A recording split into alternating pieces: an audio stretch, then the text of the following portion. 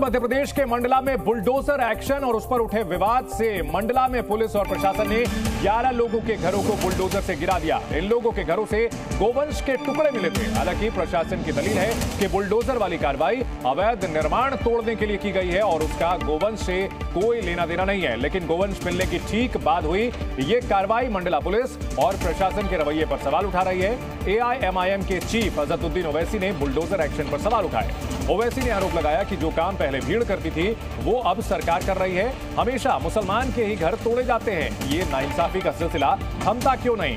दरअसल MP के मंडला में गोकशी के आरोप में छापेमारी की गई। कई घरों में प्रतिबंधित मांस मिला। पुलिस ने कई गोवंश भी बरामद किए। 11 लोगों पर FIR दर्ज की गई और 11 अवैध मकानों पर बुलडोजर चला दिया गया। 2 तस्वीरें आपको दिखा रहे हैं। बुलडोजर की यह कार्रवाई की गई है और इसको लेकर के ओवैसी ने सवाल खड़े किए हैं। पुलिस की ओर से साफ कहा गया कि मकान अवैध थे, इसलिए उन पर बुलडोजर एक्शन किया गया है।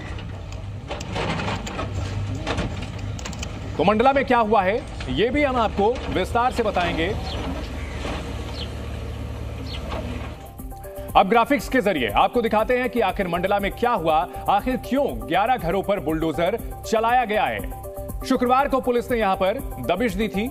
11 घरों से मांस की बरामदगी की गई और यह मांस गोवंश का था, जिसके कई अवशेष मिले। मौके से कई हड्डियां भी बरामद की गई।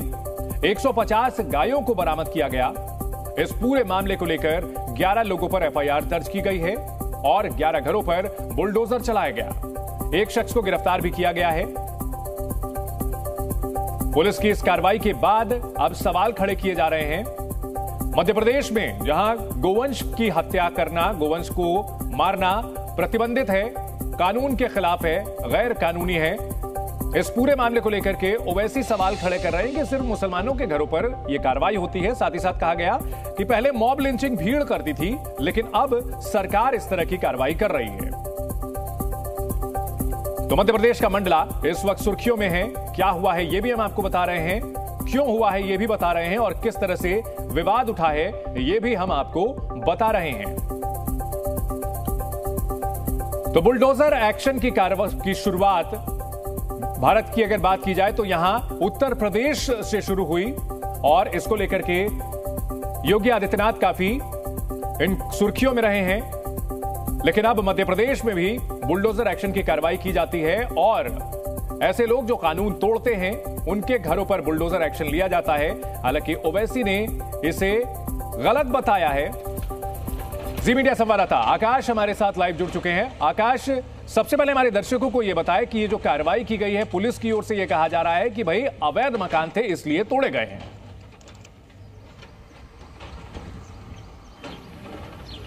बिल्कुल, देखिए जो नैनपुर भैंसावाही गांव है, ये गांव गोवंश और गौ तस्करी के लिए पहले से ही जाना जाता रहा और कोई पुलिस की पहली कार्रवाई नहीं है। इसके पहले भी कई कार्रवाइयां हुई हैं, लेकिन इस कार्रवाई को सबसे बड़ी कार्रवाई के तौर पर देखा जा रहा है क्योंकि 11 घरों में गौ मांस मिलने की जो खबर है वो सामने आई। यहाँ पर चर्बी, हड्डी समेत कई तरीके के जो अवशेष हैं वो बरामद किए गए। पुलिस ने जिन 11 घरों को चिन्हित किया है, इन 11 घरों को ये पाया गया है कि ये अवैध रूप से अतिक्रमण कर बनाए गए थे। SDM का बाकायदा इस मसले पर बयान है। SDM के मुताबिक क्योंकि ये अवैध निर्माण था इसलिए इसे जमींदोज करने की कार्रवाई की गई है। SP रजत सकलेचा समेत तमाम पुलिस अफसरों ने इन जगहों पर, इन ठिकानों पर दबिश दी थी।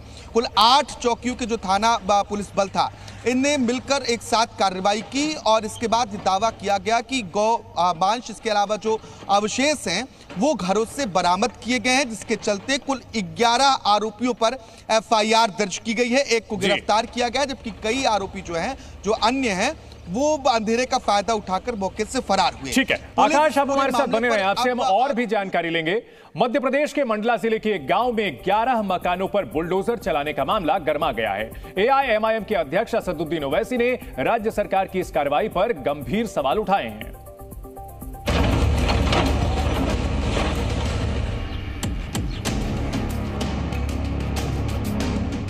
मध्य प्रदेश के मंडला जिले के भैंसवाही गांव में एक के बाद एक कर 11 मकान जमींदोज कर दिए गए।